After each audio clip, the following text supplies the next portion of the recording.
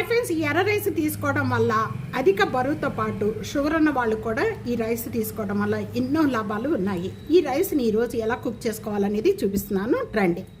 అందరికీ నమస్తే, welcome to Anu's kitchen. ఈరోజు రెసిపీ ఎర్ర రైస్ అనేది ఎలా కుక్ చేసుకోవాలి, అలాగే వీటి ఉపయోగాలు ఏంటి తీసుకోవడం వల్ల ఈ వీడియోలో ఈరోజు మీతో షేర్ చేయబోతున్నాను. ఈరోజు వీడియోలో ఎర్ర రైస్ ఎలా కుక్ చేసుకోవాలి, ఎంత వాటర్ తీసుకోవాలి, ఎలా నానబెట్టుకోవాలి, ఇవన్నీ కూడా ఈరోజు మీతో క్లియర్గా స్టెప్ బై స్టెప్ తయారు చేసే విధానం చూపించబోతున్నాను. ఎర్ర రైస్ కుక్ చేసుకునే ముందు వీటి ఉపయోగాలు ఏంటనేది ముందుగా తెలుసుకుందాము. అసలుకి ఎర్ర రైస్ గురించి చాలామందికి తెలియదండి. ఇవి మనకి షాపుల్లో దొరుకుతూ ఉంటాయి, ఆన్లైన్లో కూడా బుక్ చేసుకోవచ్చు. నేను ఇవి ఆన్లైన్లోనే బుక్ చేసుకున్నాను. ఇవి తీసుకోవడం వల్ల మాకు చాలా అంటే చాలా బాగుంది. మనం మిల్లెట్స్తో ఎలా ఇది చేసుకుంటూ ఉంటామో అప్పుడప్పుడు కూడా ఈ ఎర్ర రైస్ కూడా మనకి ఆరోగ్యానికి చాలా మంచిది. ఇవి తీసుకోవడం వల్ల ముందుగా బయట ఫుడ్స్ అనేది తీసుకోవడం ఎక్కువగా చాలామంది ఇష్టపడుతూ ఉంటారు, కానీ వాటి వల్ల మనకి ఎక్కువగా అధిక బరువు, కొలెస్ట్రాల్, షుగర్ సమస్యలు ఇలాంటివన్నీ చెప్పుకుంటూ పోతూ ఉంటాయి. ఎన్నో రోగాలు అనేది అటాక్ అవుతూ ఉంటాయి కదండి. ఆ రోగాల్ని తగ్గించుకోవడానికి మనం ఏం చేస్తూ ఉంటాం, ట్యాబ్లెట్స్ వాడుతుంటాం. ఆ ట్యాబ్లెట్స్ వల్ల మళ్ళీ సైడ్ ఎఫెక్ట్స్ వస్తూ ఉంటాయి.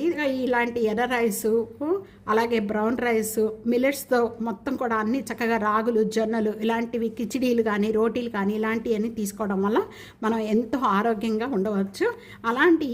అలాంటి వాటిల్లో ఈ ఎర్ర రైస్ అనేది ఒకటనమాట. అలాగే ఈ రైస్ కూడా మనం తీసుకునేటప్పుడు మొత్తం కూడా ఒక 1 అవర్ నానపెట్టుకుంటే సరిపోతుంది.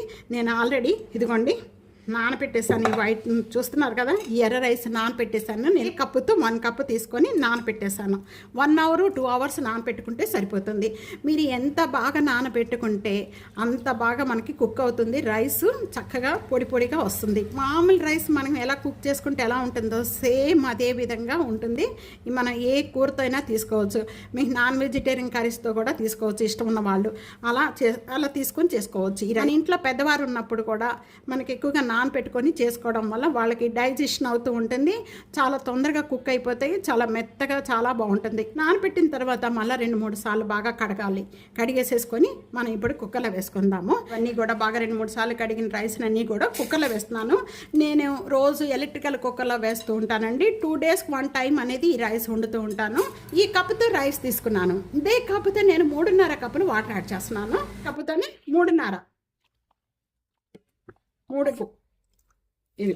అదే కానీ మీరు పెద్దవారికి ఇచ్చేటప్పుడు అయితే కనుక 4.5 కప్పులు వాటర్ యాడ్ చేసుకోండి. 4 లేక 5 విజిల్స్ వచ్చే వరకు కుక్ చేసుకోండి, మీడియం ఫ్లేమ్లో పెట్టి. విజిల్ బాగా చల్లారిపోయిన తర్వాత ఓపెన్ చేద్దాము.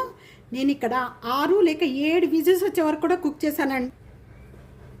రైస్ రెడీ అయిపోయింది. నేను ఒక 6 లేక 7 విజిల్స్ వచ్చే వరకు కూడా కుక్ చేశానండి.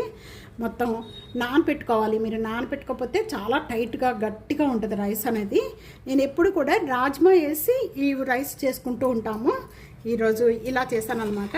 చూసారా, ఇదిగోండి ఇలా ఉంటుందన్నమాట. ఇంకా మనకి అదే కనుక మీరు పెద్దవాళ్ళే తీసుకోవాలనుకున్నారనుకోండి, అవర్స్ నానపెట్టుకోండి. రైస్ నానపెట్టుకొని కప్పుకి 4 కప్పులు వాటర్ యాడ్ చేసేసుకొని ఒక 8 లేక 9 విజిల్స్ వచ్చి కుక్ చేసుకున్నారంటే చక్కగా ఈ విధంగా రెడీ అయిపోయి బౌల్లో వేసేసుకుందాం ఎర్ర రైస్ అంతా.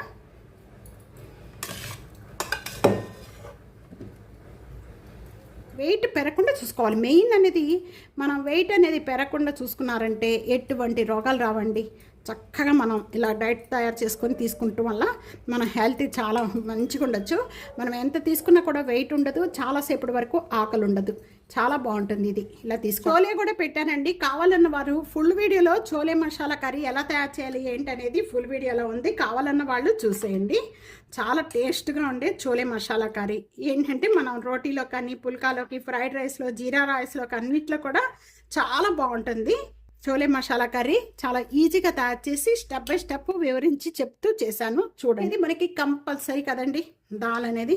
టమాటా దాల్ కావాలంటే నేను డిఫరెంట్ స్టైల్లో దాల్ తడక, దాలు చాలా వీడియోలో ఉంది, చూడండి.